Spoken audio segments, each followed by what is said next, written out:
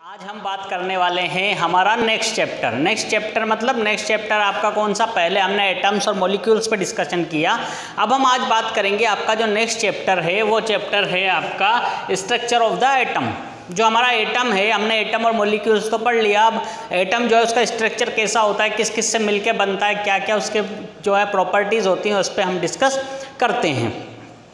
सबसे पहले हम बात करेंगे अपने जो पिछले चैप्टर में हमने पढ़ा था। चैप्टर जो पिछला था उसमें डाल्टन्स थ्योरी हमने पढ़ी थी। तो डाल्टन्स थ्योरी के बारे में मैं आपको थोड़ा सा कुछ डिस्कस करता हूँ। सबसे पहले according to Dalton's theory the atoms of different elements are different and in chemical reaction the atoms are rearranged. इसका मतलब क्या है कि जितने भी एटम्स होते हैं, आप दोबारा से समझिए, the atoms of different elements are different. जितने भी एटम्स होते हैं वो डिफरेंट एलिमेंट्स के लिए क्या होते हैं, डिफरेंट होते हैं।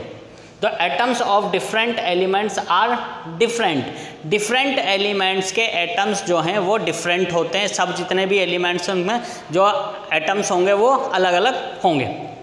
इन chemical reaction the atoms are rearranged. जो केमिकल रिएक्शन होती है उस केमिकल रिएक्शन में हम क्या करते हैं, एटम्स को रीअरेंज्ड करते हैं। रीअरेंज करने का मतलब हम उसको क्या है, सही तरीके से दोबारा से अरेंज करते हैं और इक्वेशन को क्या करते हैं, स्टेबल करते हैं हम। तो ऐसा किसने कहा था, ऐसा कहा था जॉन डाल्टन ने। तो जॉन डाल्टन ने हमें एटम के बारे में बता दिया था। अब अपन बात करते हैं स्ट्रक्चर ऑफ एटम की। तो स्ट्रक्चर ऑफ एटम जो है, स्ट्रक्चर ऑफ एटम को समझने के लिए हम दो पॉइंट्स और समझते हैं। The atom has a structure. पहली चीज़ क्या है कि जो एटम है वो स्ट्रक्चर रखता है, मतलब उसके पास स्ट्रक्चर है। तो अब जब ये स्ट्रक्चर है तो इसके सब पार्टिकल्स भी होंगे, सब एटम्स भी होंगे। तो इनमें यही बात इन्होंने कही कि the atoms has a structure के स्ट्रक्चर रखता है कौन, एटम का एक अपना खुद का स्ट्रक्चर होता है। तो जो स्ट्रक्चर है वो सब पार्टिकल्स से मिलके बनता है, सब एटम्स से मिलके बनता है। The distribution of electrons in the atom it is known electronic configuration। जो इलेक्ट्रॉन्स का डिस्ट्रीब्यूशन होता है किसके अंदर, the distribution of electrons in the atom it is non electronic configuration. किसी भी एलिमेंट के अंदर या किसी भी एटम के अंदर जो इलेक्ट्रॉन्स का कॉन्फ़िगरेशन होगा, कॉन्फ़िगरेशन का मतलब डिस्ट्रीब्यूशन, किस तरीके से उनको डिस्ट्रीब्यूट किया जाता है, तो उसको अपन क्या बोलते हैं, इलेक्ट्रॉनिक कॉन्फ़िगरेशन कहते हैं।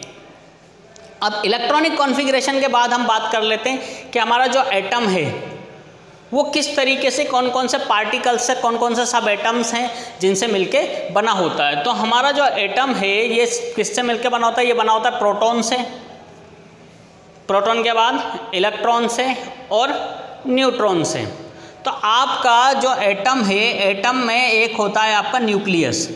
इस न्यूक्लियस के अंदर प्रोटॉन और न्यूट्रॉन दोनों रहते हैं इस तरीके से, प्रोटॉन और न्यूट्रॉन। और जो इलेक्ट्रॉन्स हैं वो इलेक्ट्रॉन्स क्या करते हैं, बाहर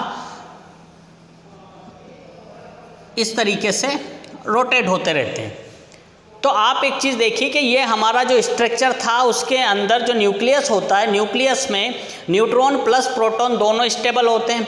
और न्यूट्रॉन और प्रोटॉन स्टेबल होने के बाद जो इलेक्ट्रॉन है वो क्या करता है, आउटर सेल में क्या करता रहता है, रिवॉल्व करता रहता है, इस तरीके से राउंड करता रहता है ये।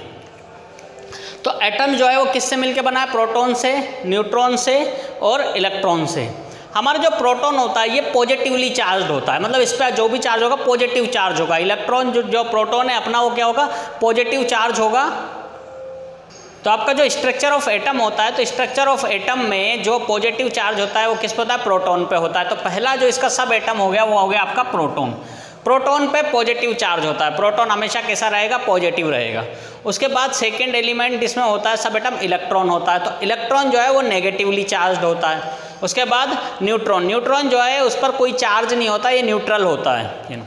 तो आपका जो न्यूक्लियस होता है, इस न्यूक्लियस के अंदर क्या किया जाता है, न्यूट्रॉन और प्रोटॉन को फिल किया जाता है। तो आपका न्यूक्लियस जो है वो न्यूट्रॉन प्लस प्रोटॉन से मिलके बनता है और इलेक्ट्रॉन्स जो हैं वो बाहर की तरफ रिवॉल्व करते रहते हैं। तो ये हमने बात करी किसकी, स्ट्रक्चर ऑफ एटम में हमने बेसिक बात करी है कि बेसिकली जो एटम है वो किस किस सब एटम से मिलके बनता है।